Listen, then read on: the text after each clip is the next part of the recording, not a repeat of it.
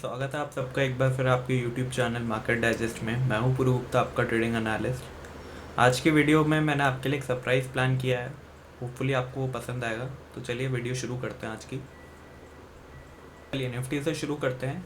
आज आप जैसा कि देख सकते हैं निफ्टी गैप अप ओपन हुआ एंड सीधे सीधे अपने से जाके सप्लाइड जोन पे टेस्ट कर गया। तो यहाँ पर आप देखेंगे कि मैंने उससे पहले भी एक सप्लाइड जोन ड्रॉ किया हुआ था, तो मार्केट ने गैप अप ओपनिंग में उस सप्लाई जोन को पहले ही निकाल लिया एंड देन वो यहाँ पर करीबन 1 घंटा स्पेंड करके फाइनली इस सप्लाई जोन को भी वो ब्रेकआउट कर गया एंड एक अप मूव में चला गया। तो यहाँ पर आप एक अच्छी खासी ट्रेड ले सकते थे, क्योंकि यहाँ पर एक आपका डिमांड जोन बन गया था एंड यहाँ पर जब मार्केट दोबारा आया तो आप 20 डेज मूविंग एवरेज के ब्रेकआउट की ट्रेड पे आप यहाँ पे एक ट्रेड इनिशिएट कर सकते थे एंड उसको अकॉर्डिंगली फॉलो करते चले जाते, तो आपको आज एक अच्छा मुनाफा हो जाता। ठीक है, तो ये तो था निफ्टी का एनालिसिस। निफ्टी में आप देखेंगे कि अभी निफ्टी थोड़ा स्ट्रॉन्ग नज़र आ रहा है हमें। ठीक है, लोअर टाइम फ्रेम से अभी निफ्टी स्ट्रॉन्ग होता नज़र आ रहा है। मैंने जिस वी शेप रिकवरी की बात करी थी वो वी शेप रिकवरी भी आ गई है एंड मार्केट ये फाइनली आज जो हम गैप फिलिंग इतने दिन से ट्रैक कर रहे थे वो आज हो गई। चलिए, तो अभी हम बैंक निफ्टी की तरफ चलते हैं। बैंक निफ्टी में देखेंगे आप जैसा कि बैंक निफ्टी अपनी सप्लाई के ऊपर ओपन हुआ एंड देन एक पूरा रिवर्सल दे गया एंड फाइनली अपने डिमांड जोन और 50 डेज मूविंग एवरेज से एक रिवर्सल दिया। यहाँ पर आप एक ट्रेड इनिशिएट कर सकते थे एंड यहाँ पर आप अच्छे से लॉन्ग जा सकते थे। अब इस कंजेशन से कैसे बचना है, इस एक्यूमुलेशन या रेंज फॉर्मेशन से हमें कैसे रुकना है, बचना है कि हमें मतलब हमारे यहाँ पे स्टॉप लॉस ना हिट हो। मैंने आपको बोला था कि स्टॉप लॉस आप जनरली अपने 50 डेज मूविंग एवरेज के नीचे ही रखा करें, बट अगर आप मोमेंटम ट्रेडिंग भी कर रहे हैं तो 20 डेज मूविंग एवरेज के नीचे भी अगर आप रखेंगे तो संभावना कम होती है कि वो उसको तोड़ा अगर मोमेंटम में जा रहा है। बट यहाँ पे जैसे कि आप देख रहे हैं कि मोमेंटम फेड होने लगा, उसके पीछे कुछ एक कारण था जो कि मैं आपको बताऊंगा कभी किसी दिन अपनी वीडियो में। बट अभी आज के लिए आप इतना ही ध्यान रखें कि ऐसे स्ट्रक्चर्स में आप 50 डेज मूविंग एवरेज को या तो स्टॉप लॉस रख लें या फिर आप यहाँ पे ट्रेड को एग्जिट कर जाए, क्योंकि यहाँ पे भी आपको ठीक ठाक मुनाफा हो रहा होगा। तो चलिए, मैंने जो आपके लिए सरप्राइज प्लान किया था वो मैं आपको बता देता हूँ। आज से मैं हर एक सेक्टर का जैसे जैसे एनालिसिस करता जाऊँगा, मैं उसका एक स्टॉक आपको, अगर मेरे को अच्छा मिलता है उसका स्ट्रक्चर, तो मैं वो भी ऐड कर दूंगा आपकी लिस्ट में। तो आज के लिए जैसे मैंने बैंक निफ्टी के लिए स्टॉक सेलेक्ट किया ICICI बैंक। ICICI बैंक में आप जैसा कि देख सकते हैं ये सप्लाई पे खड़ा हुआ है स्टॉक इस समय एंड यहाँ पर इसकी नेक्स्ट सप्लाई यहाँ तक है। तो कल हमें आज जैसे ही इसकी क्लोजिंग आई है, काफ़ी स्ट्रॉन्ग क्लोजिंग हुई है एंड यहाँ पहले एक्यूमुलेशन भी हो गया है अच्छा खासा। यहाँ पे एक्यूमुलेशन कर रहा था इतने दिन 2 दिन से लगातार एंड फाइनली आप ब्रेकआउट के लिए रेडी है। तो हो सकता है कल ये गैप अप ओपन ही कर जाए या हो सकता है फ्लैट ओपन करके 50 डेज मूविंग एवरेज पे जाकर देन ये ऊपर जाने लगे, तो आप भी इसमें ट्रेड ले सकते हैं। मेरे अकाउंट में ट्रेड ऑलरेडी रनिंग है, मैंने इसको BTST की तरह लिया हुआ है। चलिए अभी मेटल सेक्टर पे आ जाते हैं। मेटल सेक्टर में जैसा कि आप देख सकते हैं यहाँ मेटल सेक्टर में सप्लाई से एक फॉल आना शुरू हुआ एंड यहाँ से एक स्ट्रॉन्ग फॉल आया एंड जैसा कि आप देख सकते हैं यहाँ पे हमने अर्ली डिमांड ड्रॉ कर रखी है, तो इस अर्ली डिमांड से ये घूमने लगा एंड फाइनली यहाँ पर आप जैसा कि देख सकते हैं यहाँ पे इसने काफ़ी देर स्पेंड करके फाइनली 50 डेज मूविंग एवरेज के ऊपर आ गया एंड यहाँ पर एक इसने हमें लॉन्ग ट्रेड का भी एक सेटअप दिया था जो कि आप ले सकते थे यहाँ लास्ट सप्लाई तक।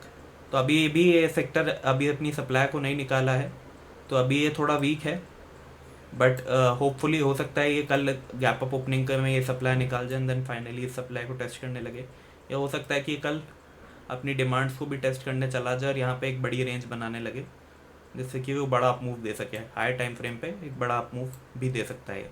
तो अभी के लिए मेटल सेक्टर में कुछ नहीं है। मेटल सेक्टर में आप ट्रेड अवॉइड भी करें। मेरे को भी कोई स्टॉक नहीं मिला, मैंने मेटल सेक्टर में स्टॉक ढूंढा था, मेरे को कोई स्टॉक ऐसा मिला नहीं। तो चलिए अभी PSU बैंक पे आ जाते हैं। PSU बैंक में जैसा कि आप देख सकते हैं PSU बैंक और बैंक निफ्टी में, बैंक निफ्टी तो आउट परफॉर्म किया, PSU बैंक रेंज में ये वॉल्यूम कंट्रैक्शन करता रहा पूरे दिन भर।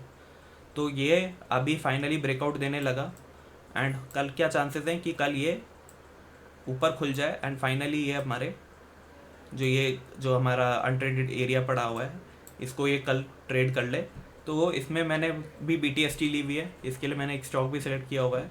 हो सकता है कल गैप डाउन खुल के थोड़ा 50 डेज मूविंग एवरेज से पुल बैक लेने लगे, तब भी आप ट्रेड इनिशिएट कर सकते हैं। बट अभी मैंने जैसे इसमें कैनरा बैंक है, मैंने कैनरा बैंक में ट्रेड इनिशिएट करी हुई है एंड मैंने यहाँ कहीं पे इसकी एंट्री ली हुई है इस समय। तो आप देखेंगे कि यहाँ से ये वॉल्यूम कंट्रैक्शन कर रहा था दिन भर, तो मैंने यहाँ पे एक ट्रेड इनिशिएट कर लिया एंड फाइनली इसने एक मोमेंटम भी दे दिया, एक ब्रेकआउट के साथ इसने क्लोजिंग दी है। कल ये होपफुली या तो गैप अप ओपन हो जाएगा या ये थोड़ा सा लो ओपन होकर ये अपनी ऊपर जाने की कोशिश करेगा, तो मैं वहाँ पे प्रॉफिट बुक कर लूँगा। इसमें आप देख सकते हैं कि हमारे पास ये सप्लाई है, तो इस सप्लाई पे हमें प्रॉफिट बुक करना है एंड थोड़ा 50% या आप जितना भी आप रिस्क रिवॉर्ड मेंटेन रखते हैं उसके हिसाब से आपको थोड़ा थोड़ा पार्शियल प्रॉफिट बुक भी करते चलना है इसमें, क्योंकि हो सकता है कहीं से भी ये रिवर्सल ले जाए, क्योंकि मार्केट में ट्रैपिंग बहुत होती है आजकल, तो उससे आप सावधान रहें। तो इसमें बेटर ही रहेगा कि आप कुछ परसेंट क्वांटिटी बुक करते चलें जिससे कि आपको लॉस ना हो एटलीस्ट। तो चलिए मीडिया सेक्टर पे आ जाते हैं। मीडिया सेक्टर में आप देखेंगे मीडिया सेक्टर वीक ही है, मार्केट आज गैप अप तो ओपन हुआ बट यहाँ से ये सप्लाई से ये रिजेक्शन ले गया एंड यहाँ पे सेल ऑफ आता गया एंड ये पूरे दिन भर एक डाउन ट्रेंड में रहा। और जैसा कि आप देख सकते हैं यहाँ पे इसने एक ब्रेकआउट तो दिया था इनिशियली, ये सप्लाई के ऊपर ही खोला बट ये सस्टेन नहीं कर पाया एंड यहाँ काफ़ी शार्प सेल ऑफ आ गया एंड ये पूरे दिन भर गिरता रहा। तो अभी भी ये वीक ही लग रहा है मेरे को, क्योंकि आपको जैसा कि मैंने बताया था कि अर्ली टाइम फ्रेम की अपने जो डिमांड जोन थी उसको तोड़ चुका है। बट फिर भी आप देखेंगे अगर आपको इसमें लॉन्ग जाना है तो आप लॉन्ग जाने के लिए वेट कीजिए कि ये वाली जो सप्लाईज है एटलीस्ट ये निकल जाए, एक एक्यूमुलेशन के साथ यहाँ पे कुछ एक वॉल्यूम कंट्रैक्शन बने या कुछ रेंज इस तरीके की बने जिससे कि ये ऊपर निकल जाए, तब हम इसमें एंट्री लेंगे। अदरवाइज अभी इस सेक्टर को भी हम अवॉइड करेंगे, मीडिया सेक्टर में अभी एंट्री नहीं लेनी है सच, क्योंकि यहाँ पे ये वीक ही नज़र आ रहा है। हो सकता है कि ये गैप डाउन खुल जाए एंड ये नीचे की तरफ जाने लगे इस तरीके से, ठीक है। बट फिर भी मैंने आपके लिए एक स्टॉक सेलेक्ट किया जो कि मेरे को इसमें स्ट्रॉन्ग लग रहा था, जिसका नाम है नेटवर्क 18। नेटवर्क 18 में देखेंगे आप यहाँ पे एक ब्रेकआउट हुआ है और यहाँ पे एक्यूमुलेशन भी हुआ है, काफ़ी 2 दिन से लगातार यहाँ पे एक्यूमुलेशन हो रहा था। तो यहाँ पे ये एक्टिव डिमांड्स रखी हुई हैं, तो पॉसिबिलिटी कम है कि ये रिवर्सल ले एंड चांसेस ज़्यादा है कि ये जो ऊपर जो ये सप्लाई है इसको निकाल जाए और हम यहाँ तक के टारगेट्स जो हमारी नेक्स्ट सप्लाईज है यहाँ तक हम इसको टारगेट करेंगे।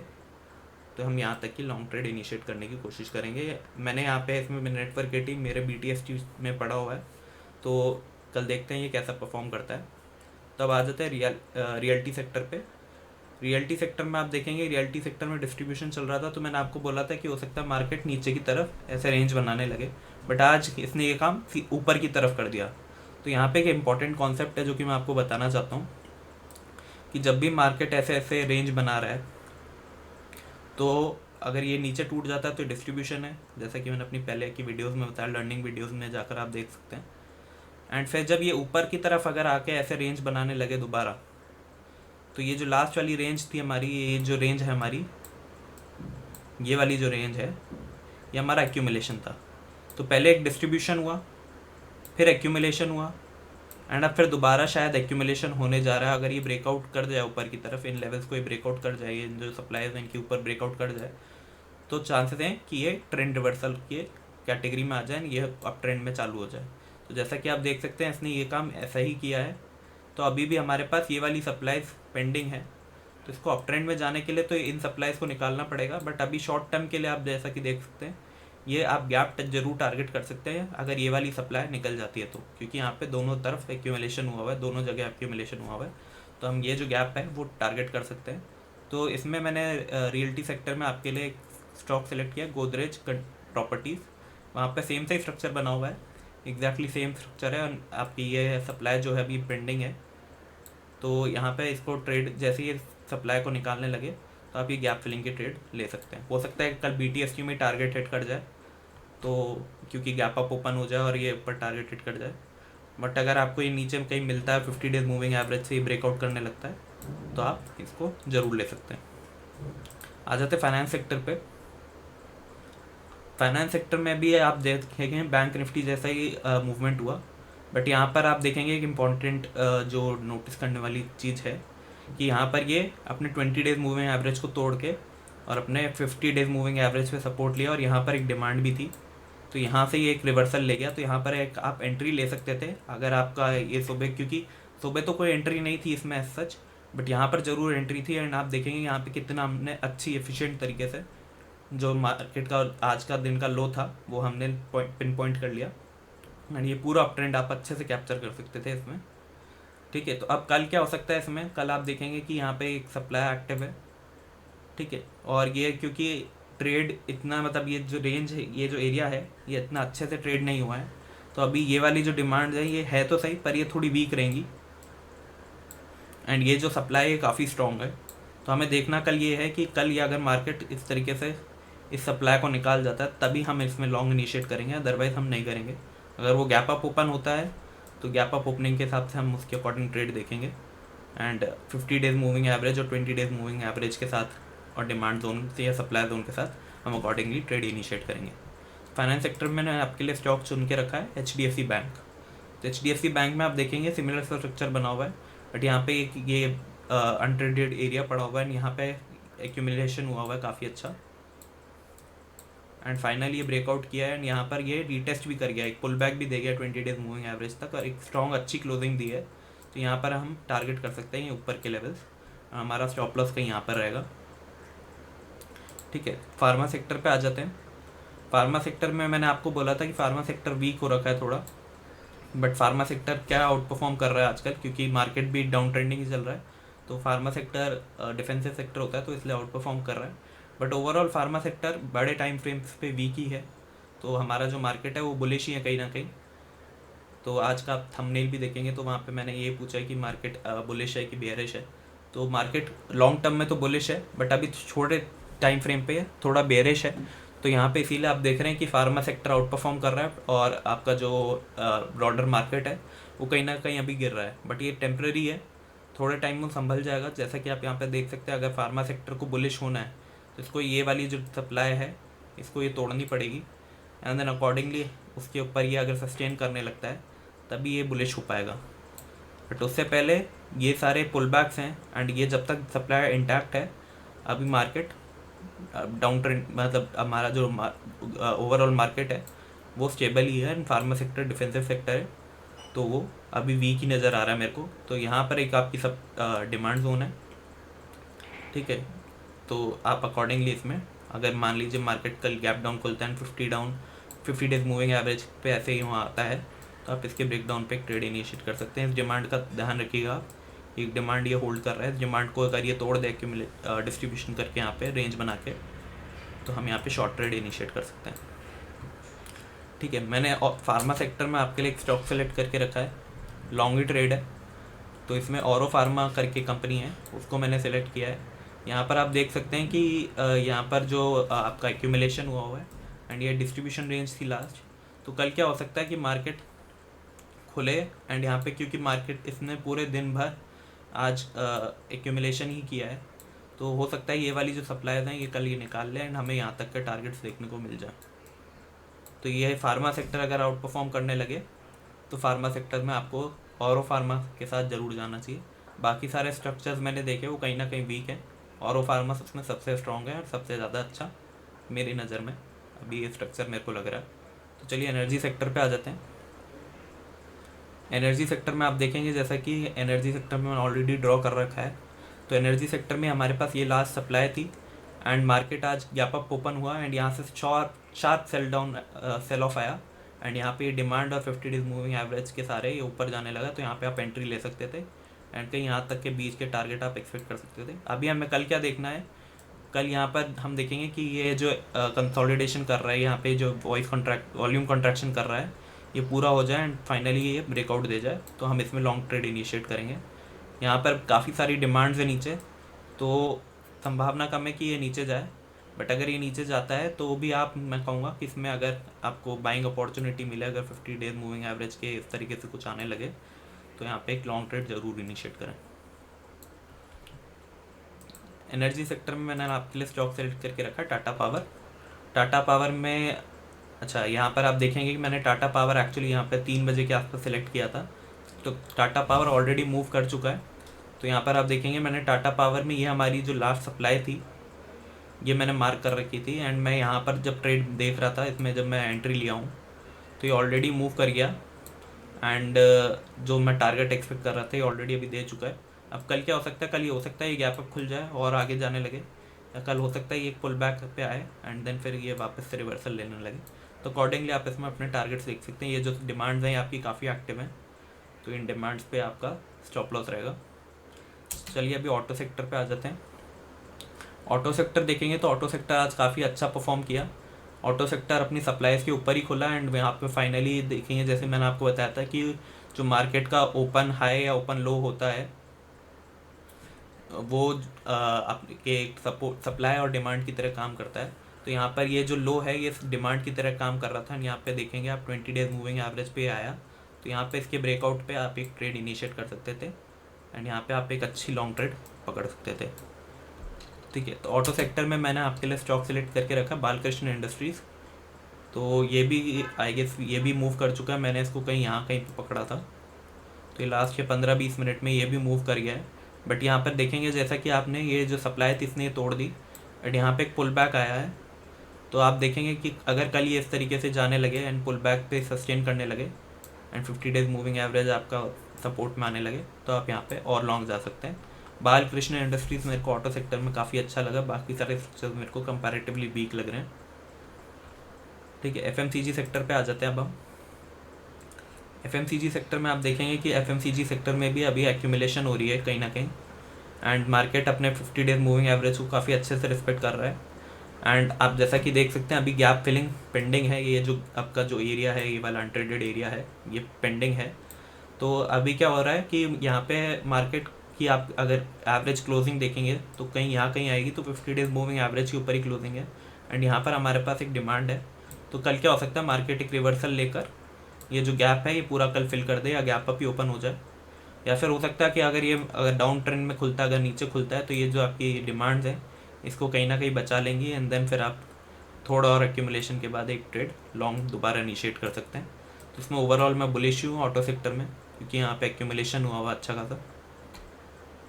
इसमें एफएमसीजी में मैं एफएमसीजी सेक्टर की बात कर रहा था अभी। एफएमसीजी सेक्टर में आपका ये ओवरऑल बुलिश ही लग रहा है मेरे को। अब इसमें मैंने आपके लिए स्टॉक सेलेक्ट किया है हिंदुस्तान यूनिलीवर।